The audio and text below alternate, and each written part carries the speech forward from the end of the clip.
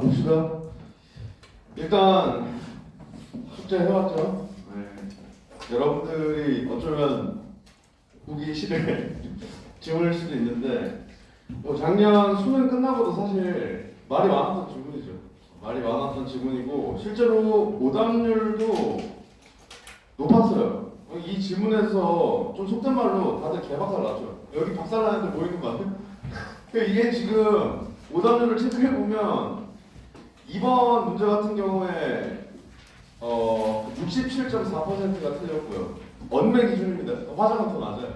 화장은 더 낮고 67.4%가 더 2번 틀렸고 그 다음에 3번은 57.3%가 틀렸고 4번은 62.8%가 틀렸습니다. 오답률이에요. 정답률이 아니라.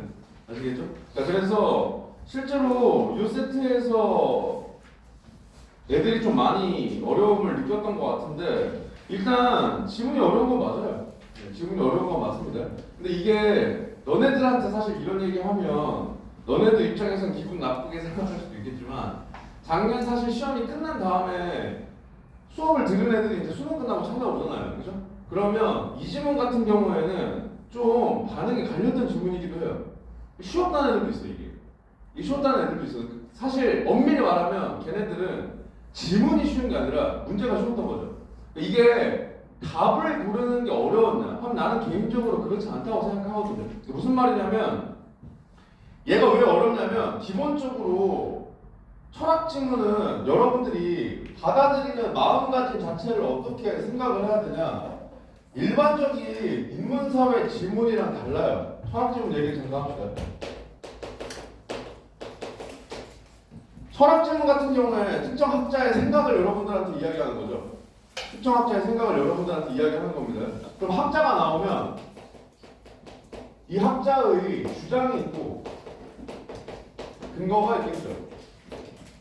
그러면 여기에서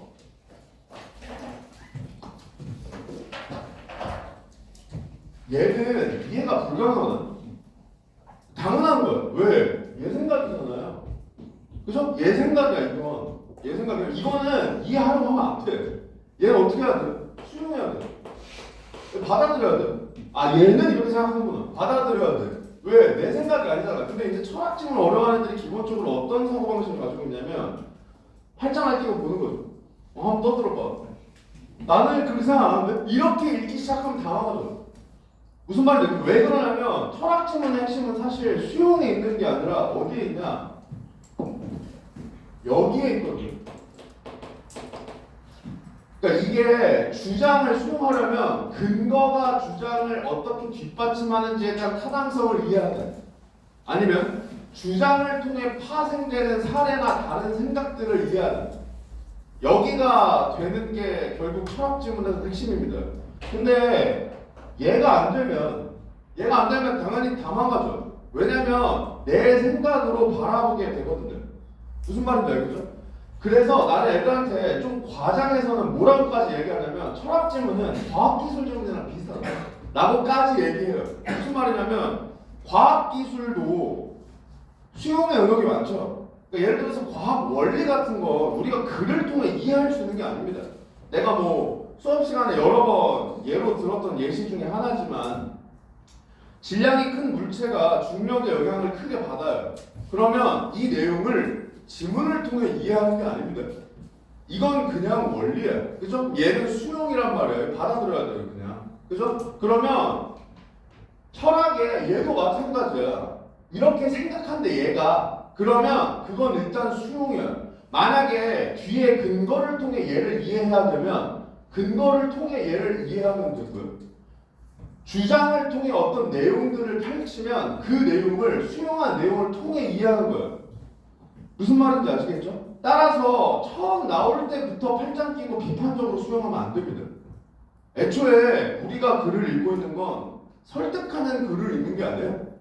너네들을 설득하려는 글이 아니라고요. 그죠? 설득하는 글이라면 비판적으로 수용해야지. 근데 정보 전달이잖아요. 그러니까 여기에 나와 있는 정보는 받아들여야 돼. 그래서 일단 이 지문을 아이들이 시험장에서 까다롭게 느꼈던 첫 번째 이유는 철학 지문을 근본적으로 애들이 어려워해요. 그냥 철학적 자체를 애들이 근본적으로 어려워요. 솔직히 얘기하면 여기서 다루고 있는 내용 자체는, 그러니까 제재 자체는 어려운 게 맞는데 여기서 이야기하는 내용 자체는 어렵지 않아요. 무슨 말이냐면 얕게 얘기한단 말이야. 깊게 얘기하지 않아. 그냥 표면적인 이야기들 정도만 던진단 말이야. 까놓고 얘기해서 철학 지문은 명제가 나올 때 훨씬 어려워요. 명제가 나올 때 훨씬 어려워요. 왜냐하면 여기에 비중이 커져요. 여기에 비중이 커져. 근데 얘는 여기에 비중이 훨씬 커. 여기에 비중이 훨씬 커. 그렇기 때문에 어떤 친구들은 쉽다고 이야기하고 어떤 친구는 어렵게 이야기할 수도 있는 거야. 두 번째로는 이 질문이 어려운 이유는 아까 이야기했던 얕게 제시했기 때문에 어려워요. 무슨 말이냐면 기본적으로 우리가 이 글만 읽고 칸트의 생각을 전부 이해할 수 없죠.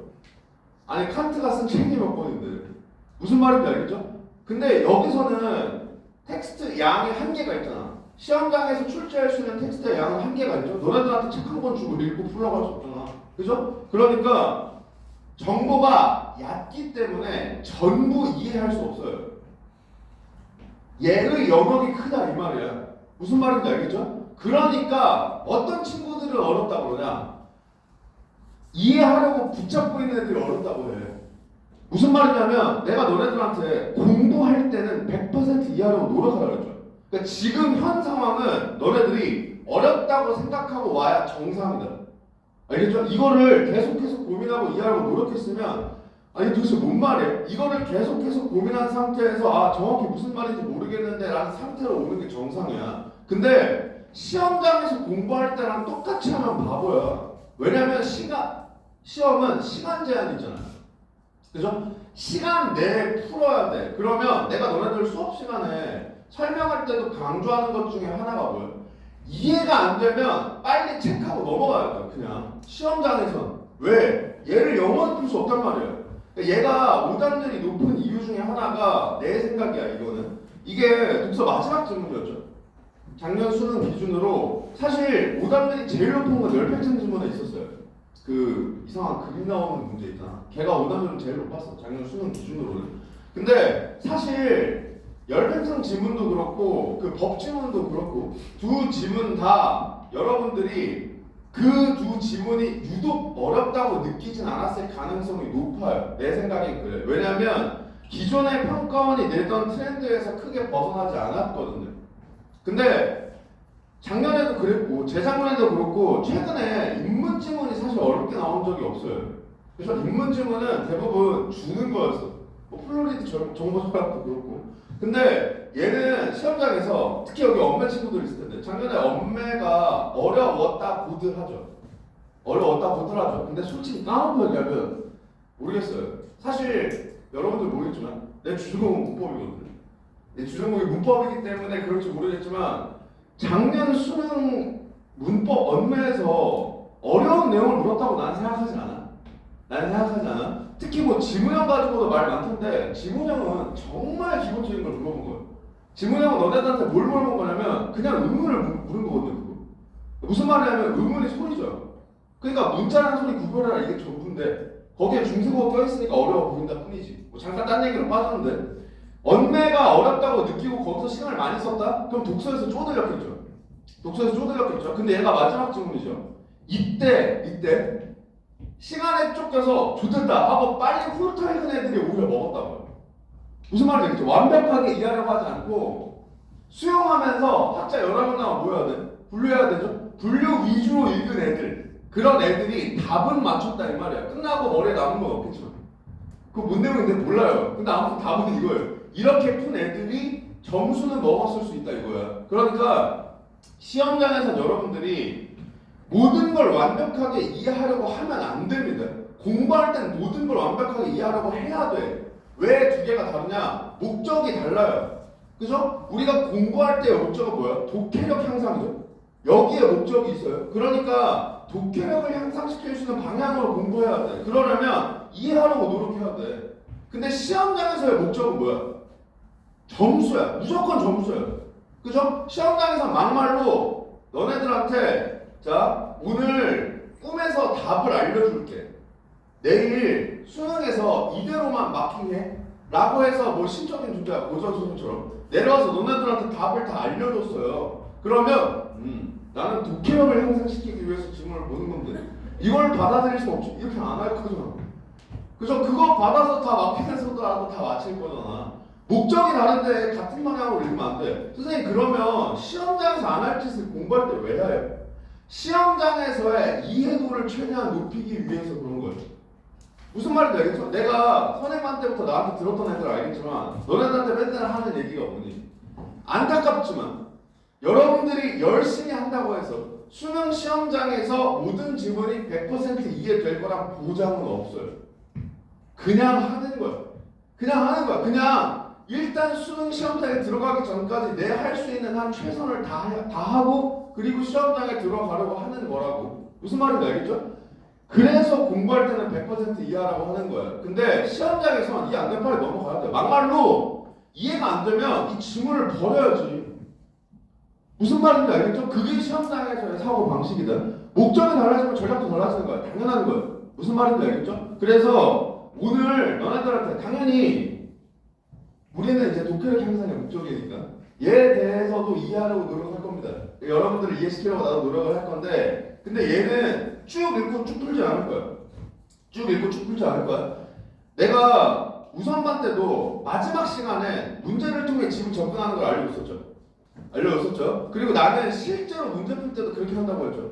그래서 내가 그 방법을 특히 이제 2학기 넘어가면 그 방법론을 좀 열심히 가르치고 좀 많이 가르치고 우선반 때 아예 언급을 안 하려고 하고 1학기 때는 중간중간 언급하겠다고 했죠. 그래서 이 지문 가지고 걔를 좀 언급을 하겠습니다.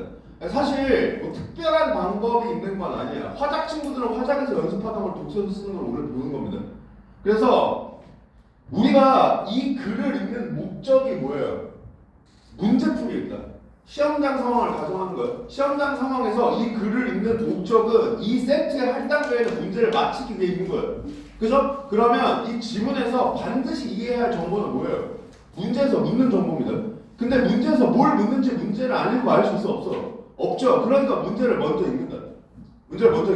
근데 문제를 전부 다 정독하는 게 아니라 그러니까 문제를 왜 읽느냐? 글을 어떻게 읽을지 결정하고 들어가게 된 거예요. 그냥 아무 생각 없이 글을 쭉 읽고 문제를 쭉 푸는 게 아니라 문제를 통해 이 글을 어떻게 읽을지 결정하고 글로 들어가겠다. 그걸 목표로 해서 문제를 읽는 겁니다. 내가 오늘 이 방법 알려준다고 공부할 때도 이 방법 쓰면 안 된다. 아시겠죠? 공부할 때 그냥 글 읽고 문제 풀어요. 다 이해된 상태에서 선지 해결하려고 노력해요. 그래야만 독해력이 올라요. 결국 문제를 통해 지문 접근하는 것도 독해력이 뒷받침되지 않으면 답이 없어. 무슨 말인지 알겠죠? 근데 얘는 그러면 왜 문제를 통해 지문을 접근하는 방법을 알려주십니까? 아까 이야기했던 그것 때문에 그래. 그 무슨 말이냐면 내가 우선반 때도 그리고 화작 때도 문제를 통해 지문을 접근하는 방법을 알려줄 때 너네들한테 뭐라고 하냐? 무조건 이 방법을 쓰진 않아도 된다. 근데 알아두는 건 의미가 있다. 왜? 알지만 안 하는 거랑 몰라서 못하는 건 천지 차이기 때문이다. 이 얘기를 했었죠. 그러니까 시험장에서 얘가 이해가 안 됐어. 예를 들어서 작년 시험장에서 그럼 이 방법으로 나도 풀었어야 된다. 이걸 얘기하고 싶은 거예요.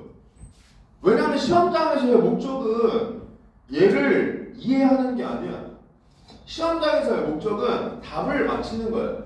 무슨 말이냐? 이해가 안 돼도 답만 맞히면 장땡이야. 하지만 이해가 되면 답은 맞춰요. 그러니까 우리는 이해력 향상을 위해 평소에 노력하는 거예요. 무슨 말인지 알겠죠? 자, 그러면 실제로 지문을 가지고 좀 이야기를 해보겠습니다. 자, 그래서 먼저 문제를 좀 훑어볼 거예요. 뭘 묻는지를 볼 겁니다. 뭘 묻는지를 볼 거야. 자, 얘 일치불일치죠. 근데 너네들이 이 선지를 보면서 뭘 봐야 되냐면 얘를 봐야겠죠. 이게 눈에 딱 띄어야 돼요. 문제를 훑을 때 사실 시간 얼마 투자 안 했는데 이거 모르잖아. 그죠? 그럼 여기서 무슨 생각해? 내가 국어용의 대전제 계속 강조하죠. 한 번에 확인해야 될 정보야. 적으면 적을수록 좋다. 따라서 무슨 생각하면 돼요? 이거 다 끊겠다고 생각하면 돼요. 학자별로 끊는다. 이 생각해야 되고요. 두 번째, 학자별로 공통점, 차이점 나오면 다 잡아놔야겠죠. 그거 분류하라고 할 거 아니야. 무슨 말인지 알겠죠? 이 생각을 한다. 이 선지를 통해. 자, 그 다음 A에서 답을 찾을 수 있는 질문으로 가장 적절한 걸 고르래. 그럼 이거 무슨 생각하면 돼? A 끝나고 온다. A 끝나고 온다. 왜? 역시 마찬가지죠? 한 번에 확인해야 될 정보야. 적으면 적을수록 좋다. A에 대한 문제잖아. 그러니까 A 끝나고 온다고요. 무슨 말인지 알겠죠? 자, 그 다음 윗글을 읽고 학생이 작성한 학습 활동지래. 윗글을 바탕으로 집중해서 아는 거 고르래. 자, 여기 뭐 보여 또? 이거 보이죠? 학자 이름 보이죠? 그러면 이미 문제 훑으면서 이 글 읽는 방법은 정해졌어요. 이 글 읽는 방법은 정해졌어요. 이거 어떻게 읽어야 돼? 분류해야 돼. 무조건이에요. 무조건이야. 벌써 두 문제야. 그죠? 벌써 두 문제야. 자, 다음 문제 봅니다. 5개형이죠. 또 나오죠, 이거. 또 나오죠? 그러니까 이미 문제가 너네들한테 이 글을 어떻게 읽으라고 알려줘. 사실 정확히 얘기하면 선우가 뒤집힌 거죠. 무슨 말이냐면 이 지문은 원래 분류하면서 읽었어야 되는 글이야. 분류하면서 읽었어야 되는 글이야. 독서 영역은 독해 능력을 평가하는 거죠. 이거 분류하면서 읽었어야 되는 글이니까 분류했는지를 문제로 평가하는 거야. 원래는 이 순서겠지. 그죠? 근데 우리는 이 문제를 맞히기 위해 글을 읽는 거잖아. 반대로 얘기하면 그래서 중요한 정보를 문제에서 모를 수밖에 없어요. 그러니까 문제를 보면 지문 읽는 전략을 짤 수 있다고. 무슨 말인지 알겠죠? 이런 사고 방식으로 접근하는 거예요. 그래서 여기서 마찬가지죠. 오케이. 학자들 다 분류한다. 이 생각합니다. 이 생각합니다. 자, 그리고 지문으로 들어가요.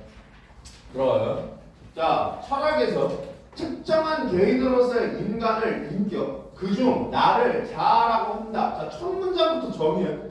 첫 문장부터 정의야. 그럼 어떻게 하라는 얘기야? 이제부터 이걸로 다투라는 얘기야. 특히 내가 너네들한테 오리엔테이션 때 얘기했었는데 기억나는 친구들 있을지 모르겠지만 정의된 개념은 당연히 중요한데 특히 뭐가 중요하다고 그랬어요? 우리가 일상적으로 사용하는 언어를 어휘를 그래서 개념 정의하면 걔는 더 중요하다. 왜? 무의식적으로 내가 아는 어휘로 읽을 수 있어요. 무슨 말인지 알겠죠? 근데 그래서 그 어휘를 개념 정의해주는 이유가 뭐겠어요? 그렇게 읽지 말라는 거죠. 일반적인 의미로 읽지 마. 이걸 알려주려고 정의해주는 거잖아. 이 글에서 이제부터 얘는 이 뜻이야. 이렇게 해주는 거잖아. 그러면 걔를 무조건 잡아놔야 돼. 무슨 말인지 알겠죠? 여기도 마찬가지야. 우리가 인격이라는 말을 보통 언제 써요? 그 사람이 가지고 있는 격이잖아. 사람이 가지고 있는 격을 우리가 인격이라고 하잖아요. 그죠? 여기서는 뭐라고 한다는 거예요? 특정한 개인으로서의 인간이 인격이야. 이제부터. 무슨 말인지 알겠죠? 인간 개개인을 인격이라고 하겠다 이거야. 이거 잡았죠 여기서. 그 다음 나를 자아라고 하는데 이거는 솔직히 납득하기 어렵지 않죠? 우리가 보통 나에 대한 의식을 자아의식 뭐 이런 식으로 얘기하니까 오케이 나를 자아라고 한다고 여기서 사실 중요한 걸 얘기했죠. 인격이란 그래서 특정한 개인으로서의 인간이야. 자, 인격의 동일성은 모든 생각의 기반이야. 자, 이것도 철학에서 생각하는 내용이죠. 그러니까 얘도 수용이야. 이것도 이렇게 하면 안 된다니까. 아니, 나는 생각의 기반에 인격의 동일성을 두지 않는데 이렇게 읽으면 안 된다 이 얘기예요. 무슨 말인지 알겠죠? 인격의 동일성이라는 건 모든 생각의 기반이야. 자, 그럼 여기서 인격이 뭐예요? 개인으로서의 인간이죠. 그럼 인격의 동일성은 무슨 뜻이에요? 개인으로서의 인간이 각각 동일성을 지니고 있다 이 뜻이에요. 무슨 말인지 알겠죠? 나라는 개인이 가지고 있는 동일한 특성들이 있다고요. 무슨 말인지 알겠죠? 이런 의미라고. 우리는 과거의 내가 현재 나와 동일한 인격이기에 과거의 내가 한 약속을 현재 내가 지켜야 한다고 판단한다. 이거 그냥 이렇게 쭉 읽고 있으면 안 되죠? 무슨 생각해야 돼? 그래, 그러니까 이거 읽으면서 무슨 생각해야 돼? 이거 예시야. 그죠? 이거 예시야. 이거 예시죠? 지금 얘를 설명하는 거죠, 지금. 얘를 설명해 주는 거야. 인격의 동일성, 이 문장 가지고 너는 이해하기 어려울 것 같아. 근데 이 글에서 인격의 동일성 반드시 이해해야 되거든. 그러니까 예를 들어준다. 이거라고요. 무슨 말인지 알겠죠? 그럼 예시 어떻게 읽으라는 거였어? 앞에 나온 정보로 치환하면서 읽으라 그랬죠? 왜? 내가 앞에 나온 내용을 이해했다면 예시는 내 이해가 맞는지 확인하는 거고요. 내가 앞에 내용을 이해하지 못했다면 예시를 통해 목숨 걸고 이해해야 돼. 필자가 그렇게 생각했기 때문에. 그죠? 필자가 정보 전달해서 예를 들어주는 건 어떤 때라고 했어요? 이해해야 돼. 중요해. 그러니까 예를 들어서까지 설명하는 거예요. 두 번째는 예를 들지 않으면 이해가 어려워. 그렇게 생각한 거예요. 그러니까 예를 들어주는 거란 말이에요. 그러니까 예시는 앞에 내용이 이해됐다면 그 내용 확인하고 앞에 내용 이해 안 됐다면 이걸 통해 이해해야 돼. 필자가 그 의도로 제시한 거기 때문에. 무슨 말인지 알겠지? 여기도 마찬가지야. 과거의 나, 현재의 나 뭐로 바꾸면 돼요? 그래, 이게 다 이거죠. 특정한 개인으로서의 인간이야. 그죠? 과거의 나도 개인으로서의 인간이고요. 현재의 나도 개인으로서의 인간이야. 즉, 얘네들이 각각 인격이야. 그죠? 근데 과거의 나와 현재의 나가 동일한 인격이라고 우리는 인식하죠. 무슨 말이에요? 과거의 나나 현재의 나나 똑같은 나라고 인식한다고요. 이때 나가 뭔데요? 자아죠. 그러니까 동일한 자아로 인식한다고. 무슨 말인지 알겠죠? 과거에 내가 한 약속을 현재 내가 지켜야 한다고 판단해. 나부터 연대. 되죠? 그러니까 사실 여기도 마찬가지죠.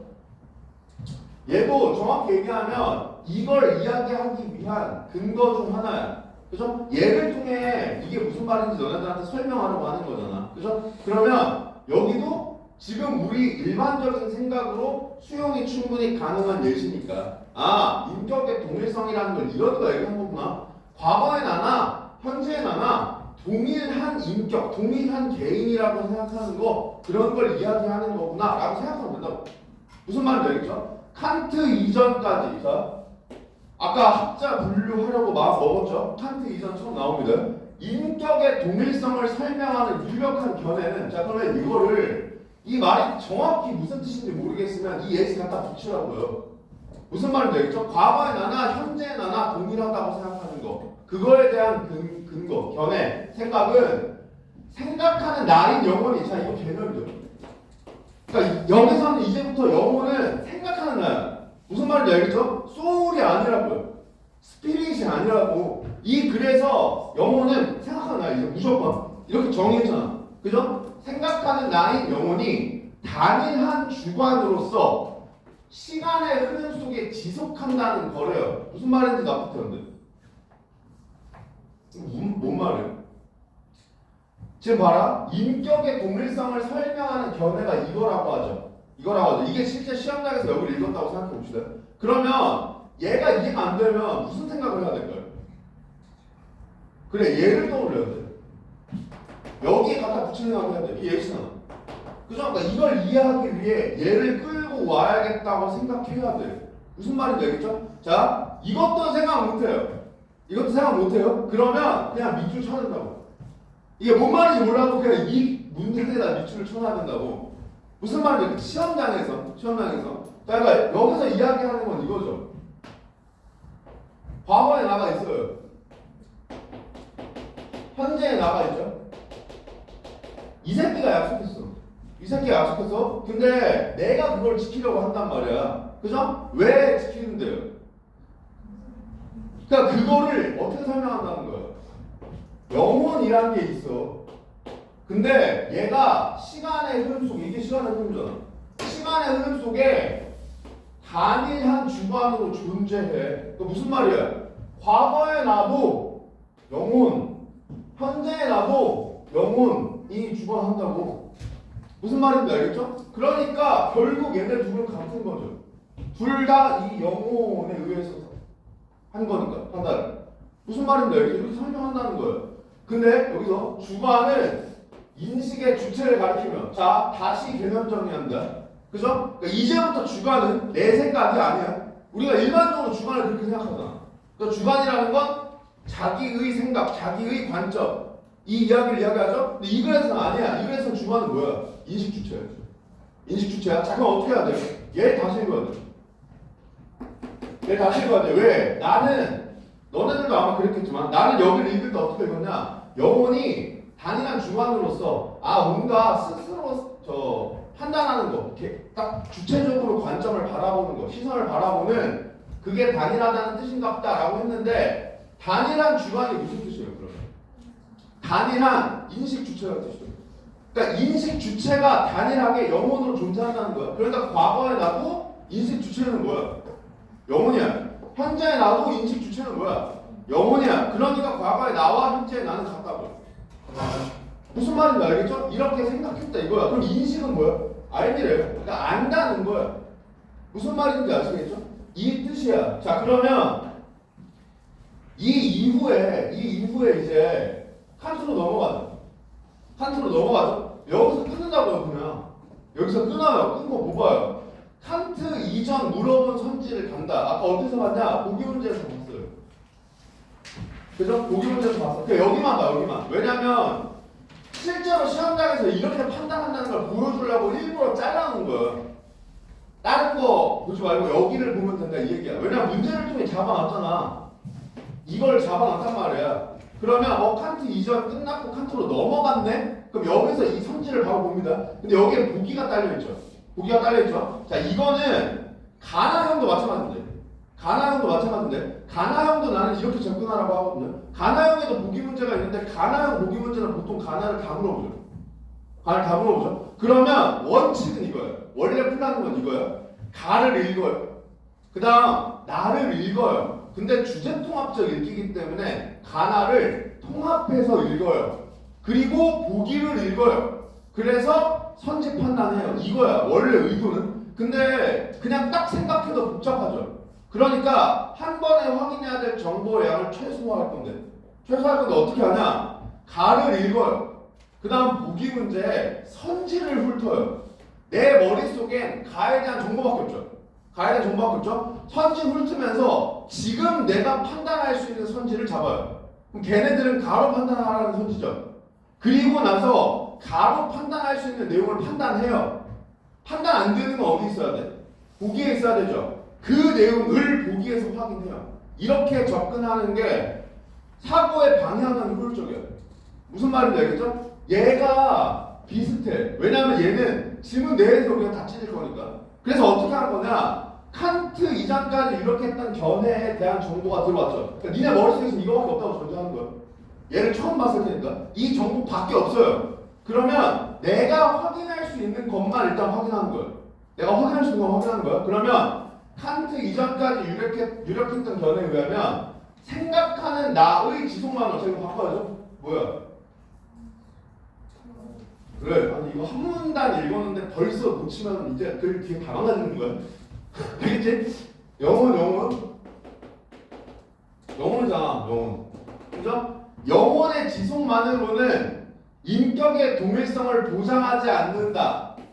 칸트 이전 유력했던 견해가 얘를 어떻게 생각하겠니? 영혼의 지속만으로는 동일성 보장하지 않는다. 이거에 대해서 어떻게 생각하겠어? 틀렸다고 생각하겠죠. 왜? 영혼이 단일한 주관으로 지속한다고 했잖아. 무슨 말인지 알겠죠? 그러면 보장하지 않는다는 갑의 입장은 옳지 않겠고 얘 맞죠? 제 입장에서 칸트 이전까지 유력했던 견해 입장에서는 이 생각 자체는 옳지 않을 거야. 근데 여기서 바로 동그라미 치면 안 돼요. 뭘 확인해야 돼?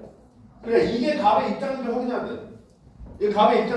돼. 그러면 이 생각을 가지고 갑을 읽으러 간다고. 그냥 이 생각을 읽고 갑을 읽으러 가요. 이게 갑이에요.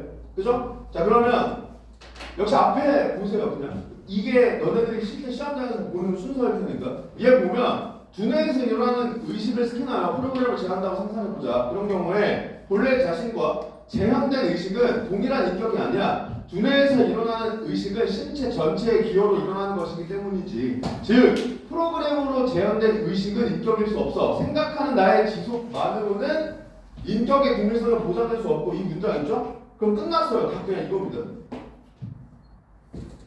딴 거 볼 필요가 없어요. 명확하잖아. 그죠? 그냥 정답 이거야. 얘가 오답률이 62.8%라고요. 이게 물론 정석은 이거야. 가나를 다 읽었죠? 그럼 얘로 와요. 너네도 숙제 해왔을 테니까 미리 얘기하는 거야. 그럼 뭐 신체 전체의 기억, 뭐 칸트와는 다르고 이런 생각을 해야 되는 게 정석이야. 원래는. 그래서 공부할 때 그렇게 해야 돼. 그래야지 늘어요. 이 방법만 안다고 시험장에서 절대 이렇게 못해. 지금은 내가 잡아주는 거죠. 자, 이렇게 하면 이렇게 풀려를 보여주죠. 이걸 너네들이 시험장에서 생각할 수 있어야만 이렇게 할 수 있다니까. 근데 이거를 생각할 수 있으려면 결국 사고력이 뒷받침돼야 돼요. 그걸 기르려면 처음에는 이상한 데 가지 말고 그냥 도피력으로 풀 생각해야 돼. 무슨 말인지 알겠죠? 다만 안 되면 이렇게 풀릴 수 있다는 걸 보여주려고 하는 거예요. 아시겠죠? 그럼 얘 그냥 정답 3번으로 끝납니다. 너무나 명확해. 근데 이거 왜 틀렸겠니? 시간은 없지. 쭉 읽었는데 뭐 정보는 많지. 과학기술이랑 비슷하다는 건 무슨 말이에요? 얘는 정보량이 많은 게 맞아요. 왜? 수용해야 될 정보가 많잖아. 이해해야 될 정보는 머릿속에 이해하면 그만이야. 근데 수용해야 될 정보는 다 확인해야 된단 말이야. 왜? 그거는 이해 영역이 아니야. 걔를 머릿속에 넣으려면 어떻게 해야 돼? 암기가 돼야지. 그죠? 근데 시험장에서 그걸 암기하고 있을 수 없잖아. 그러니까 걔네들은 어차피 다 확인해야 돼. 어차피 다 확인해야 돼. 내가 너네들한테 뭐 강조하냐 맨날. 이해하고 넘어갈 정보와 수용해서 확인해야 될 정보를 분류해야 돼요. 글을 읽으면서. 무슨 말인지 알겠죠? 그래서 내가 나중에 확인해야 될 정보의 양은 언제 많아지는 거라고? 이해도가 떨어지면 많아지는 거야. 무슨 말인지 알겠죠? 그래서 우리의 궁극적인 지향점은 이해도를 높여서 확인해야 될 정보의 양을 줄이는 거죠. 그걸 방향으로 설정하고 공부를 하되 시험장에서는 내가 얘가 이해가 안 되지만 한번 이해하도록 노력해볼까? 이렇게 할 수가 없잖아. 시간 내에 풀어야 되니까. 그럼 그냥 빨리빨리 얘 이따 확인한다, 얘 이따 확인한다 해야 된단 말이야. 근데 얘는 수용해야 될 정보가 많으니까 확인해야 될 정보가 많았을 수 있어요. 그러면 정보의 양도 많죠? 보기도 뭔 말인지 모르겠어요. 시간은 없는데. 그죠? 그러니까 대충 푸는 거야. 더더군다나 이게 솔직히 까놓고 얘기하면 선지도 한번 꽈놨죠. 선지도 한번 까놨죠. 왜냐면 얘를 판단해야 되잖아. 얘를 판단해야 되잖아. 그죠? 옳지 않겠군이 맞는지를 판단한단 말이야. 옳겠군이 맞는지를 판단해야 된다고. 그러니까 얘 입장에서는 이거다가 아니라 얘 입장에서는 이거다가 옳지 않다가 적절하려면 적절하지 않은 게 적절한 거잖아. 무슨 말인지 알겠죠? 그러니까 이런 사고를 한 번씩 꼬아놓은 거라고. 그러니까 내가 너네들한테 맨날 뭐 강조하는 거야. 제발 단계적으로 접근하라고. 한 방에 확인할 수 있지. 확인할 수 있다는 거 아는데 그냥 천천히 끊어서 확인하라고. 그래야 실수의 가능성이 줄어드니까. 무슨 말인지 아시겠죠? 그래서 내가 아까 이것도 어떻게 했어요? 바로 옳지 않겠군을 생각하는 게 아니라 유력했던 견해가 생각하는 나의 지속만으로는 인격의 동일성을 보장하지 않는다를 어떻게 생각할지를 판단했죠. 그러니까 여기에 대해서 X라고 판단할 거 다잖아? 근데 여기도 X잖아. 그죠? 그러니까 동그라미라고 이렇게 판단하는 거잖아. 무슨 말인지 알겠죠? 이게 실제 여러분들이 시험장에서 시간이 모자라면 실수가 나올 수 있는 지점을 그나마 좀 줄일 수 있는 방법 중에 하나입니다. 아시겠죠? 자, 그 다음에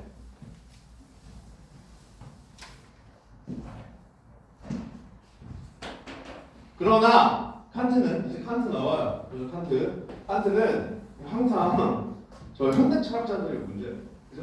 칸트, 헤겔, 비트겐슈타인 이런 애들 나오면 이제 뭐 개박사예요. 칸트는 나는 생각한다. 즉 자기 의식은 자 그럼 얘 동의어죠. 나는 생각한다가 자기 의식이야. 그러면 축자적으로 붙여요. 축자적으로 붙여. 축자적으로 붙인다는 게 무슨 말이야 했어? 그러니까 얘를 최대한 이 글자 가지고 설명하려고 하는 거야. 그래야지 붙여놓고 내 머릿속에 붙을 거 아니야. 무슨 말인지 알겠죠? 물론 나는 철학 전공자가 아닌데. 그리고 내가 너네들한테 얘기하는 것 중에 하나가 뭐예요? 그 축자적 이게 글자의 의미 붙일 때 옆에서 감독관이 너네한테 그거 그 뜻 아닌데? 그거 그렇게 붙이면 안 되네. 이렇게 안 할 거라고 했죠. 나만 이해하면 돼. 그래서. 그러니까 시험장에서 나만 이걸 보고 의미를 떠올릴 수 있게 만들어 놓으면 돼. 어차피 내가 문제 풀 거니까. 그죠? 그래서 나는 그냥 이거를 나는 생각한다가 자기 의식이라며. 그러니까 자기가 의식한다. 이렇게 생각했어요.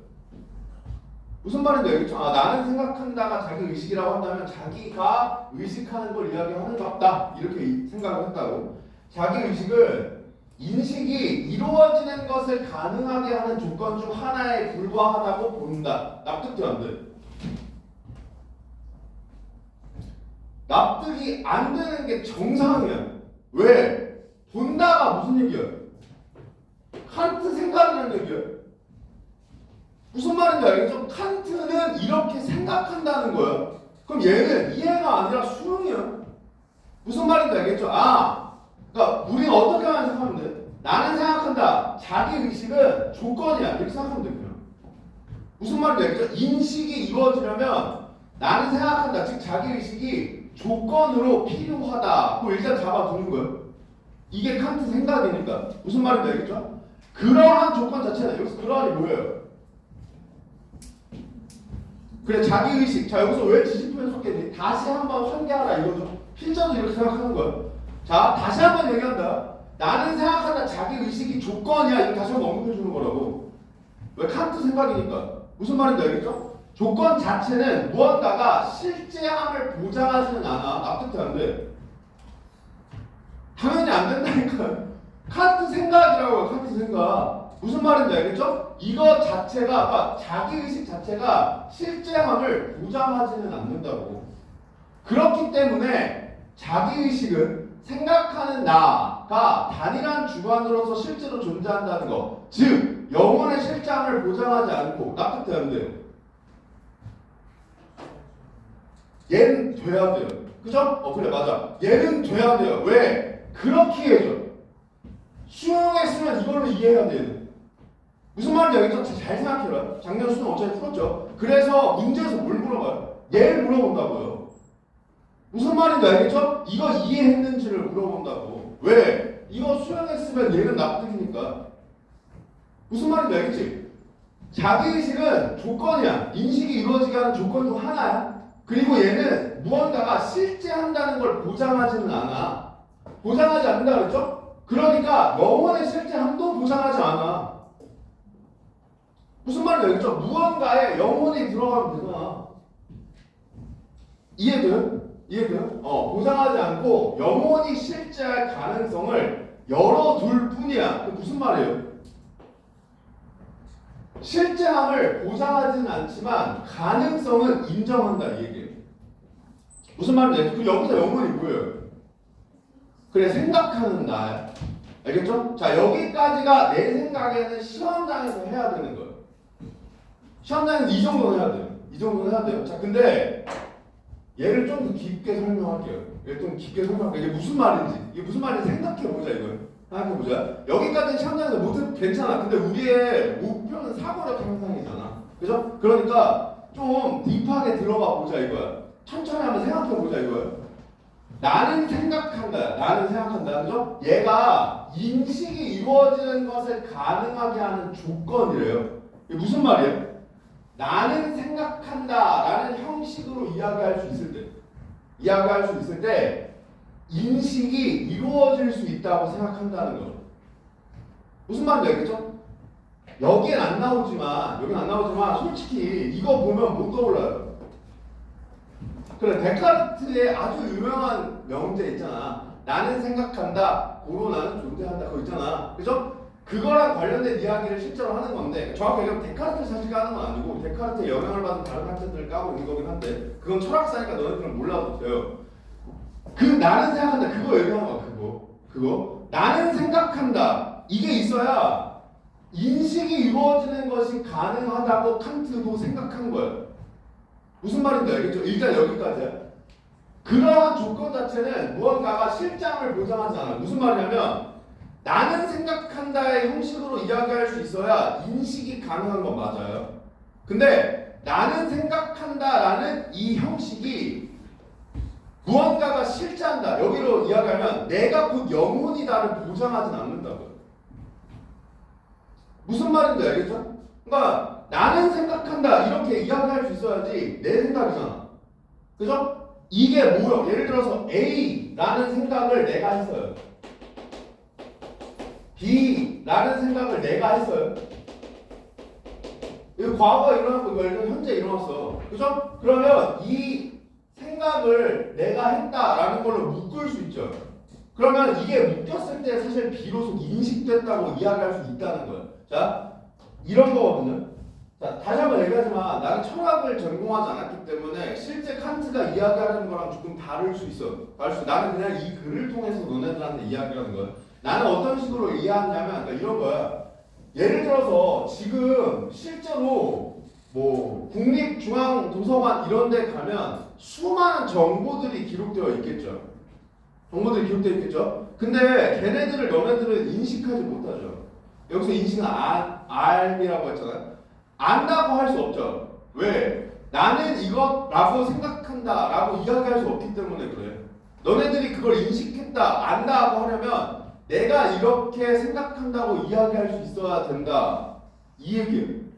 무슨 말인데? 그래야지 인식했다라고 할 수 있으니까. 근데 내가 그것을, 그러니까 나는 생각한다는 형식으로 그 인식이 이루어졌다고 해서 실제로 무언가가 실제하고 있다는 것 자체는 보장하지 않아요. 무슨 말인지 알겠어? 그러니까 생각하는 나가 단일한 주관으로서 실제로 존재한다는 거, 여기서 이야기하는 이 단일한 주관, 생각하는 나, 영혼이죠. 그러니까 이게 결국 앞에 나온 문장 그대로죠. 그러니까 너네들 실제 시험장에서 어떻게 읽으면 돼요? 그냥 칸트 이전의 생각을 비판했다 이렇게 받아들이면 돼요. 그냥 무슨 말인지 알겠죠?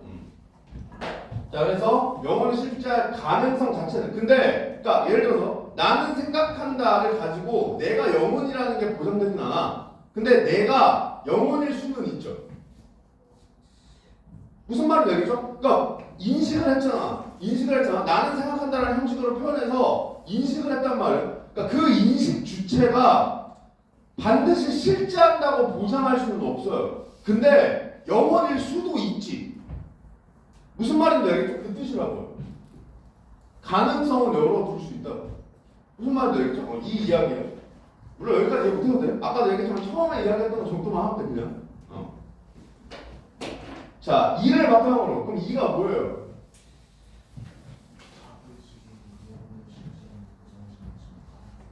그렇지. 자기의식이라는, 그러니까 나는 생각한다라는 자기의식이라는 게 뭐 영혼이 실장을 보장하지는 않아. 하지만 인식 조건이야. 그리고 영혼의 가능성은 열어둘 수 있어. 라는 거죠.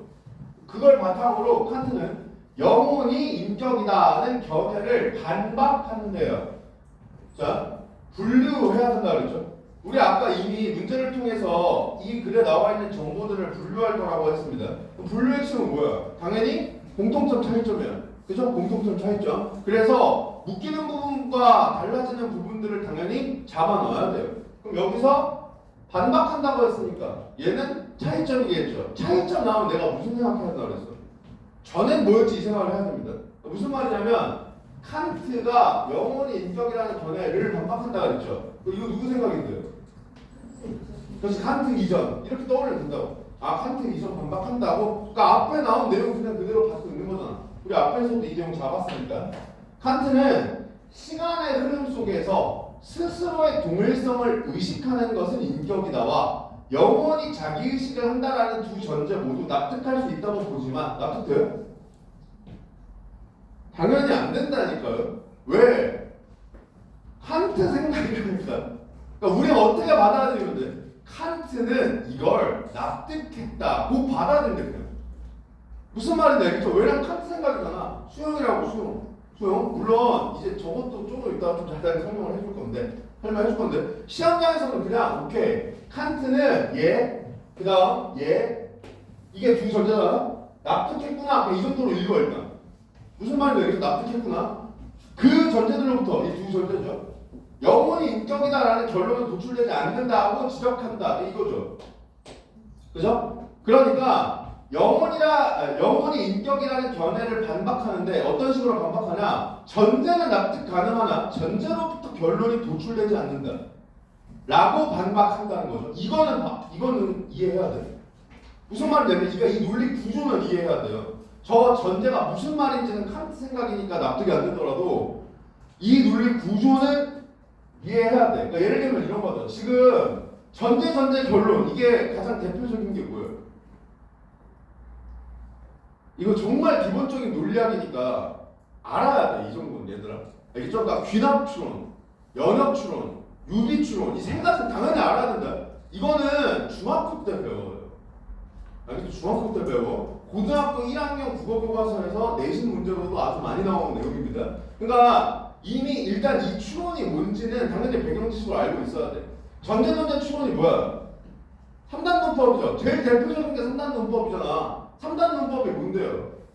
그 맨날 돌아가시는 소크라테스 있잖아. 그죠? 모든 사람은 죽는다. 소크라테스는 사람이다. 따라서 소크라테스는 죽는다. 이 전제를 통해 이 결론 도출하는 거죠. 그죠? 근데 보통 연역 추론의 반박 방법은 이거야. 전제를 까는 거야. 예를 들어서 요 결론을 내가 반박을 하고 싶어요. 결론은 뭐야? 소크라테스는 죽는다죠. 그런데 보통 이제 논리력이 딸리거나 아니면은 어디를 지적해야 되는지 모르는 애들은 토론할 때 보통 이런 경우가 많이 일어나는데 뭐라고 하냐면 아닌데 소크라테스 안 죽는데 이렇게 주장해요. 결론을 주장하는 건 논리와 상관이 없기 때문에 의미가 없어. 그러니까 보통 어떻게 하냐면 얘를 반박한단 말이야. 전제가 틀렸다고. 근데 칸트는 어떻게 하겠다는 거야? 얘를 반박하겠다 이거야. 그러니까 일반적인 상황은 다르죠. 그러니까 얘가 더 납득이 잘 안 되는 거야. 그러니까 우리가 일반적으로 생각했을 때 반박은 항상 어떻게 했어요? 네 생각은 틀려고 했잖아. 그죠? 근데 얘는 그렇게 읽으면 안 되죠. 왜? 전제는 납득했다고 했잖아. 그러니까 전제는 우회했다는 얘기예요. 무슨 말인지 알겠죠? 근데 여기가 아니야로 반박했다는 얘기야. 그러니까 기계적으로 그냥 비판했으니까 칸트랑 칸트 이전 나눠서 칸트 이전에 한 이야기는 칸트가 다 까고 칸트가 한 이야기는 칸트 이전에 한 얘기랑 다르고 이렇게 읽어야겠다고 생각하고 그렇게 읽었으면 얘가 다 망가진다 이 얘기죠. 무슨 말인지 알겠죠? 네. 잠깐 쉬었다 여기서부터 다시 이야기하겠습니다.